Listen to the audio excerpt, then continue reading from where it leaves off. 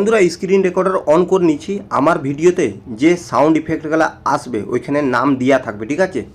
সেই সাউন্ড ইফেক্টগুলো কী করবে, ইউটিউবের মধ্যে সার্চ করবে, ঠিক আছে? যেরকম ধরো এক্সাম্পল হুজ সাউন্ড ইফেক্ট, কীভাবে ডাউনলোড করতে হবে সেটা দেখাচ্ছি, ঠিক আছে? এক্সাম্পল ধরো এই ভিডিওটা চলে এসছে, ঠিক আছে?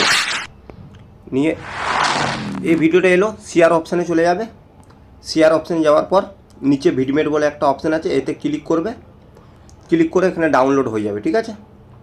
এইভাবে করে MP3 ডাউনলোড করে নিও, তাহলে ডাউনলোড হয়ে যাবে।